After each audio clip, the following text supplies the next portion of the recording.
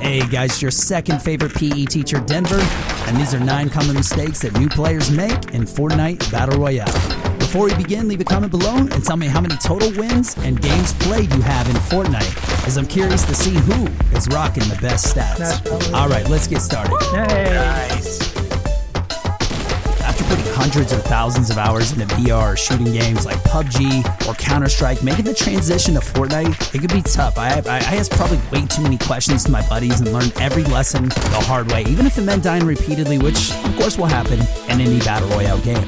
Over enough time, you'll eventually improve and get it all figured out, but here are the most common mistakes I see new players make, as well as some other tips to get you a win.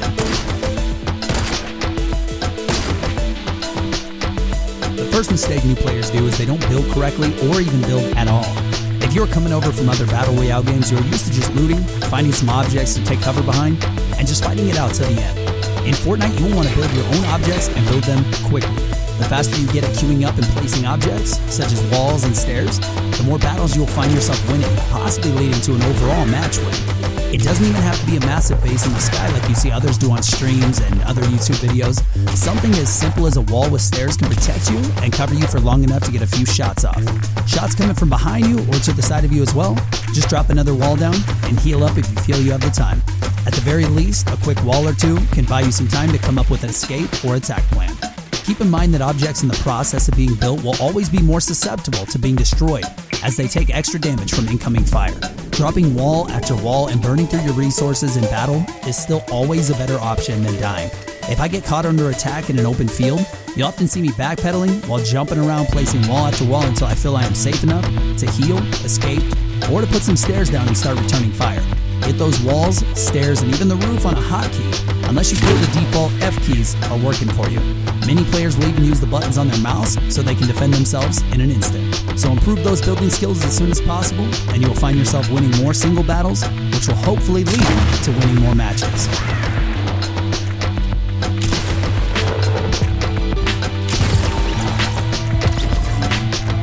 The second mistake I see new players make is slow or poor looting. There will be battles decided on how fast you can loot at the beginning of the game. Here's what you need to know.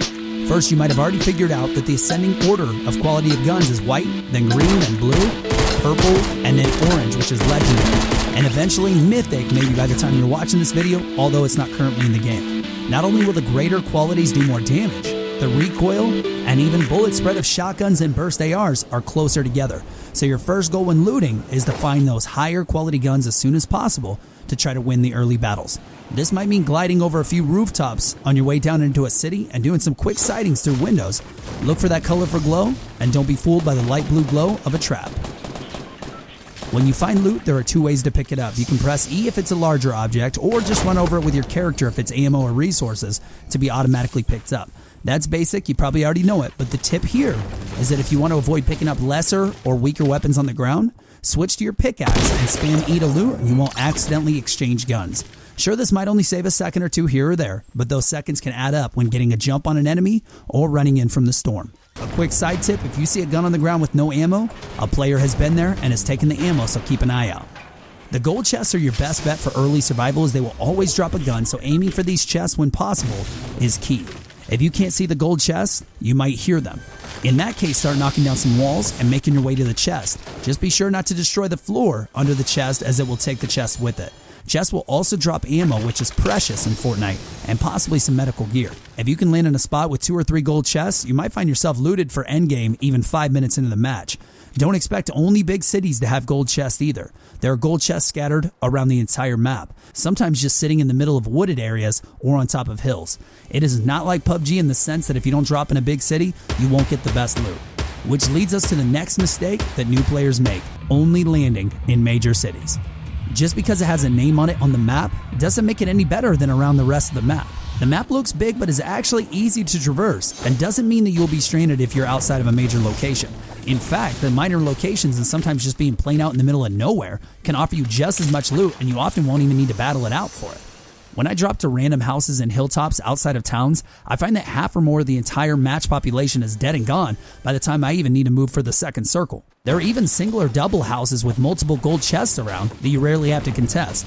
You might find you were looted just from a house or two and can spend some time collecting resources by bashing the building into pieces, preparing for that end game.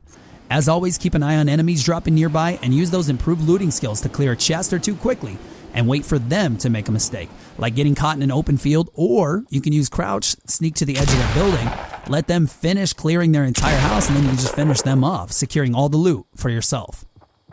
As a perfect segue into our fourth mistake that new and even advanced players make is underestimating the importance of sound in Fortnite. Even back in Counter-Strike and PUBG, we can all agree sound is important. But never has a game used sound so loudly and clearly like what I hear in Fortnite. Throw on a pair of headphones for added benefit, of course. If somebody is near you, you know it, and you know exactly where they're coming from, and if you're paying close enough attention. Footsteps are crucial to winning battles from the very beginning to the very end of the match. What separates Fortnite sounds from other games, though, is the destructible environment. When you break something down, it is loud, and it can be heard from quite a ways away. Many new players forget this as they are breaking through walls and chopping down trees or busting up cars. Not only can they be heard easily, but they can't hear enemies' footsteps. Be smart when destroying objects for resources and consider if the noise made from it is worth it. As for gunshots, there are currently no silenced weapons in Fortnite. This means that every bullet shot is a clue for you or an enemy where somebody is. You might have a clear shot on someone and get the kill pretty easily. Just remember that any enemy around now knows exactly where you are. There are many times I have let enemies go for two important reasons. One, I don't have a clear shot and I won't be able to kill them for sure from my angle or distance. And number two, that it just isn't worth making the noise.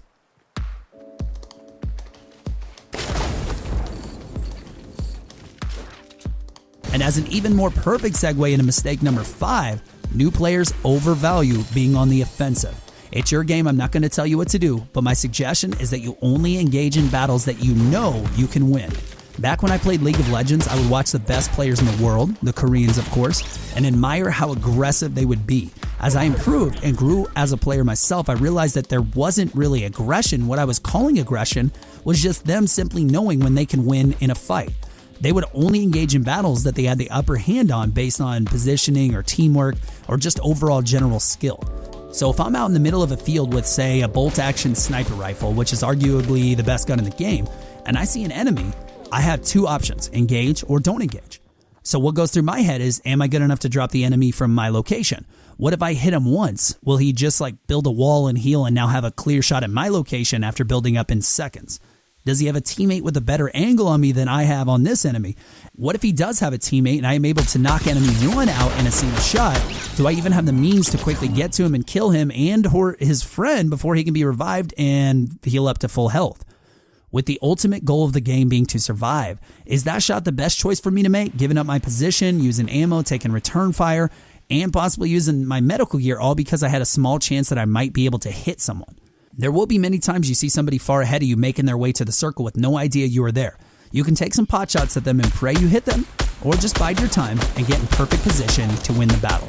Now, like I said, this is all my suggestion and opinion, and especially just more so my play style. But you have to ask yourself what your goals are for the game. Is it to have fun and get as many kills as possible? Well, then go for it. In fact, that's the best way to learn and grow as a player. If your goal is to win the match, though, then a more methodical, calculated approach might be more of what you need.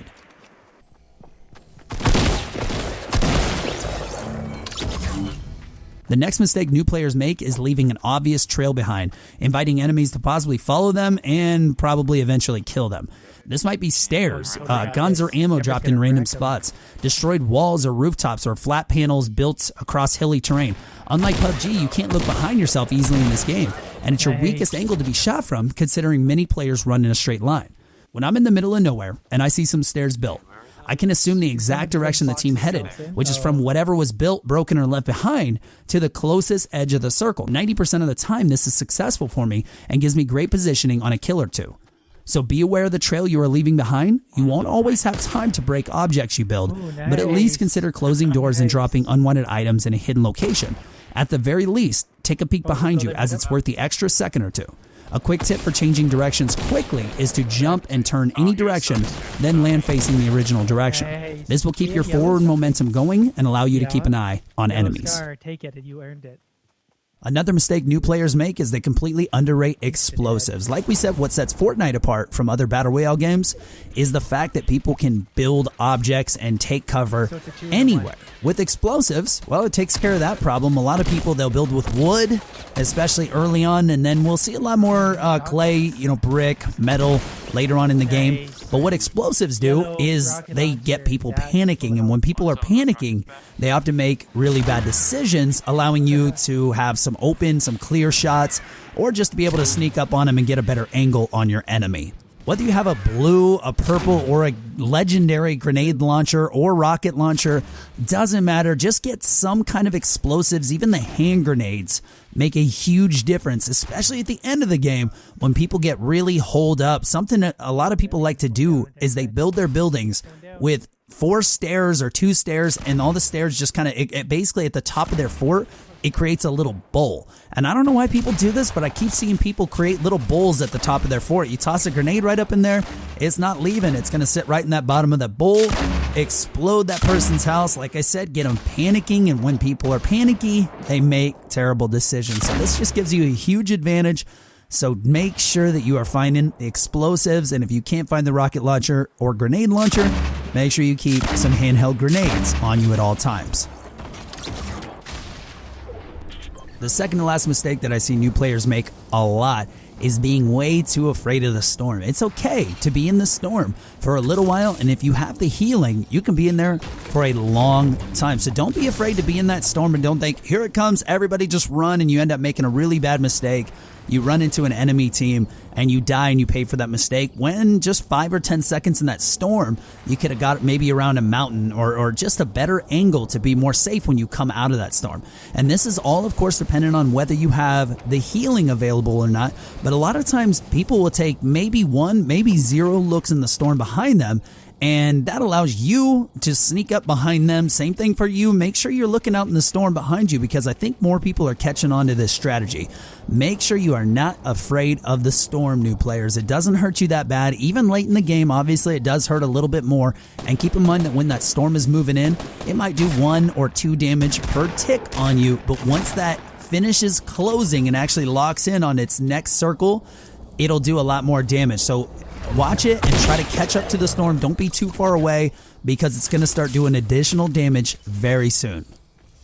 As for the last tip of the video, and one of the biggest mistakes that I see a lot of new players make is not being able to jump from the bus correctly. Now, of course, you can jump anytime, and it may only have like a 1 or 2 second, maybe even sometimes even a 10-second difference. Make sure that you are jumping at an appropriate time. It's not always whoever jumps from the bus first will get to the ground first, because sometimes even jumping right over a location and just diving straight down is the best idea. Now, here is what I do. I get to where I'm about one of those white squares on the map away, maybe a little bit closer, depending on the height of the terrain that you plan on landing on, and jump from the bus and go straight down. And something that is really effective is just going straight down, getting down to the ground as quick as you can, and then hitting your glider, and that glider will take you a very long way into whatever town, whatever house, whatever you're looking for. So play around with it a little bit, and you'll be able to figure this one out over time. But just keep that strategy in mind to drop down straight and hit that glider to coast in. And normally what you find is you beat everybody down. You'll get good at this, you'll get loot sooner, and you'll be able to get a lot more kills, or at least be able to have a chance defending yourself before others can get to you. Whew, that is it. That is 9 common mistakes that new players make in Fortnite. If you find yourself making some or all of these mistakes repeatedly, don't worry about it. As just like anything else, it takes time, it takes some practice to get good at anything you do. If you're still here and you enjoyed the video to the end, click like, subscribe, and check out a few more of my videos to see if this channel is the right place for you. Thanks for watching, and have a great day.